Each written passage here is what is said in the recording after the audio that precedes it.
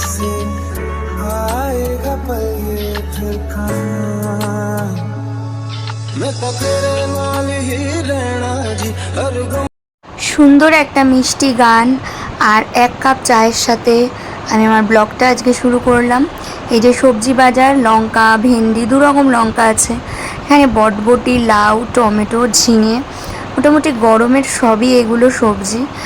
তো এগুলোই আজকে বাজার থেকে নিয়ে এসেছি। টুকটাক বাজার তো হয়েই গেল। এখানে মাছ আনা হয়েছে, বোয়াল মাছ আর তেলাপিয়া মাছ। তেলাপিয়া মাছটা একটু বড় সাইজ বলে একটু পিস করে কাটা আছে। তো এগুলোকে ভালো করে ধুয়ে কন্টেনারে রেখে দেওয়া হয়েছে। যেটা রান্না হবে সেটাই আজকে বের করেছে, যে তেলাপিয়া মাছ, আলু পেঁয়াজ আদা দিয়ে হালকা করে ঝোল হবে, টমেটো দিয়ে, আর বেগুন ভাজা হবে। মাছে নুন হলুদ মাখিয়ে নিয়ে রেখে দেবো। বেগুনটা তো নুন হলুদ চিনি মাখিয়ে নিয়ে কিছুক্ষণ রেখে দিয়ে তারপরে ভেজে নেব।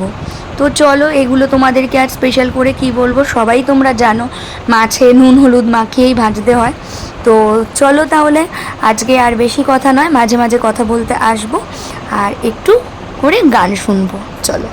मुझको बस तुझसे कहना जी वो नज्म नज्म सा मेरे होठों पे ठहर जा मैं ख्वाब ख्वाब सा तेरी आंखों में जागो रे मोहब्बत लुटाऊंगा मैं छेड़ के मन का साज साज फिर गाऊंगा फिर सबके दिल को आज I feel love when I look into your eyes I believe if you move out from my side इन लम्हों का मुझे कब से इंतजार था इन खुशियों के लिए कब से बेकरार था। যাই হোক, তোমরা দেখতেই পারলে আমি সুন্দর করে নুন হলুদ মাছে বেগুনে মাখিয়ে রেখে দিয়েছি। আর এদিকে দেখো বিছানা ভালো করে গোছানো হয়ে গেছে, ঘরটাও ভালো করে গুছিয়ে নিয়েছি। এদিকে টেবিল মুছে পরিষ্কার করে একদম টিপটপ করে রেখে নিয়েছি। আর রান্নাটা হয়ে গেলে কিচেনটা তো ক্লিন করতেই হবে।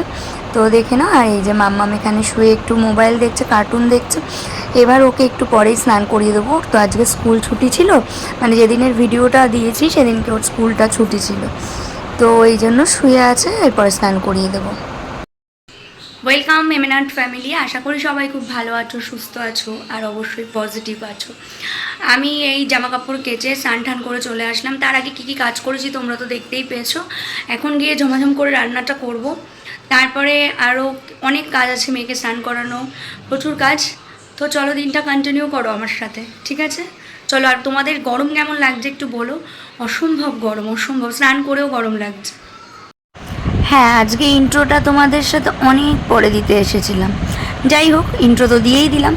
এইবার দেখো, আমি হচ্ছে মাছের তেল, মানে কড়াইতে তেল গরম করতে দিয়েছি, মাছটা ভাজা করব। আর আজকে মামাও বললো ও মাছ ভাজাই খাবে, নয়তো ওকে আমি হালকা করে ওর মতন ঝোল করে দিতাম, বাট ও বললো মাছ ভাজা দিয়েই ভাত খাবে। তো যাই হোক, এই যে মাছ ভাজা করবো। আর ওই দেখো মাম্মাম আশেপাশে কিন্তু ঘুরে বেড়াচ্ছে। অন্যদিন ও দিম্মার বাড়ি যায়, বাট এই দিনটা ও দিম্মার বাড়ি যায়নি। তো ওই দেখো মাছটা ভেজে নিচ্ছি। আর ওই দেখো এক ঝলক মাম্মামকে দেখতেও পেয়েছো তোমরা, উকি ঝুঁকি মারছে। আমি বললাম নেমে যা বাবা, মাছ ভাজবো, ছিটকাতে পারে। তো ওই জন্য ওকে বললাম একটু সরে যেতে। তো এই যে পরপর করে মাছগুলো দিয়ে দিচ্ছি। আর সত্যিকারের কথা বলতে মাছ ভাজতে আমারও খুব ভয় লাগে। আর তোমরা তো জানো এটা আমার একটা বাতিক, যতবারই তেল ছিটকাবে তো ততবারই আমি গ্যাসের ওভেনটা ভালো করে মুছে নিই। অনেকেই রান্নার পরে মোছে, তবুও আমি সাথে সাথেই মুছতে থাকি, আবার পরে তো মুছি একবার। আর এই দেখো আমার কড়া করে মাছ ভাজাও হয়ে গেল। তো মাছ ভাজা হয়ে যাওয়ার পর এই যে এই দুটো মাছ আমি দিতে গিয়ে পড়েছি বিপদে। যেটা তোমাদের বলছিলাম যে যেটাতে ভয় সেটাই হয়, ঠিক আছে? এই যে বলেছি মুখ দিয়ে মাছ ভাজতে ভয় লাগছে। তো এই দেখো হাতে কিন্তু আমার অলরেডি তেল ছিটকে এসেছে। হ্যাঁ হলো তো, আমি আবার বললাম। যাই হোক, এইটুকু আমার হয়েই থাকে মাঝে সাঝে, সমস্ত বাড়ির বউদেরই হয়। এই যে মাছ ভাজা কমপ্লিট। এবার আমি বেগুনটা ভেজে নিচ্ছি। এরকম বেগুনটা ভাজা হচ্ছে। চলো, মাছ তো ভাজা হয়ে গেছে, বেগুনটাও ভাজা হচ্ছে। মাছের পাতলা পুরো ঝোল হবে, কারণ প্রচণ্ড গরমে একদম রিচ খেতে ইচ্ছা করে না। আর বেগুনটাও ভাজা হয়ে গেছে। আর মাম্মামির জন্য মাছ ভাজা থাকবে, ওর জন্য ঝোল করে দিতাম, কিন্তু ও বললো মা আমি মাছ ভাজা দিয়েই ভাত খাবো। তো মাছ ভাজা আর ডাল দিয়ে ভাত খাবে। এখন এই ফাঁকে বেগুনটা ভাজা হোক, আমি ওর মাম্মামের মাথায় একটু তেল টেল মাখিয়ে দিই, ও স্নান করে নেবে, তারপরে ওকে একটু রেডি ফেডি করি, সেই ফাঁকে রান্নাটাও করতে থাকি। চলো তাহলে স্নান করবি, চ চলো চলো চলো, মোবাইল বন্ধ করো, চলো। তারপরে আইসক্রিম দেবো না কিন্তু, সেই ডাব আইসক্রিমটা দেবো, চলো চল। যাই হোক, ছোটো বাচ্চাকে সব কিছু কাজ করানোর জন্য একটু ভুলিয়ে ভালিয়ে আনতে। তো এই যে মাথায় একটু তেল মাখিয়ে দিচ্ছি মাম্মামের।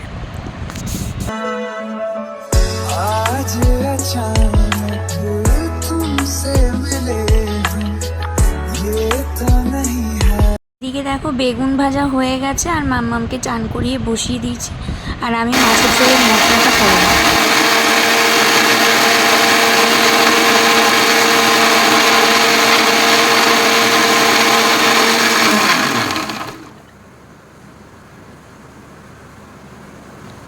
মাছের ঝোলের মশলাটা পেঁয়াজ, টমেটো, আদা একসাথে বেটে নিলাম, আর এবার এর মধ্যে জিরের গুঁড়ো, লঙ্কার গুঁড়ো, ধনের গুঁড়ো দিয়ে মাছের ঝোলটা করব।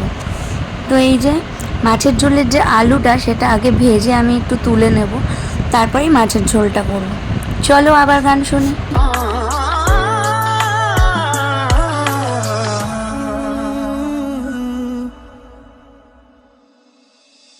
ओ मेरे दिल के लिफाफे में तेरा खत है जानिया, कसम से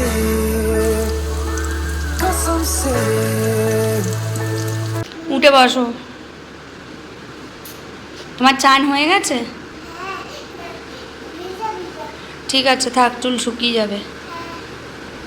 চুপ করে বসো। আজকে তোমার কি স্কুল ছুটি?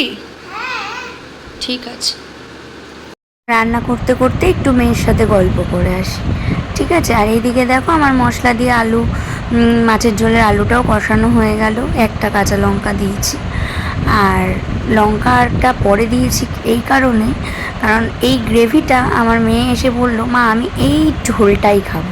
তাই আমি ভাবলাম ঠিক আছে, লঙ্কাটা একটু পরে দেবো, জাস্ট অল্প ওর জন্য একটু তুলে রাখবো, শুকনো শুকনো করে ওকে মেখে দেবো। এই দেখো মাছের ঝোল কিন্তু হয়ে গেছে, আর এইখানে বেগুন ভাজা হয়ে গেছে। এই যে মাম্মামকে খাইয়ে দেবো, মাছ ভাজা, বেগুন ভাজা, আর একটুখানি ওই গ্রেভিটা নিয়েছি।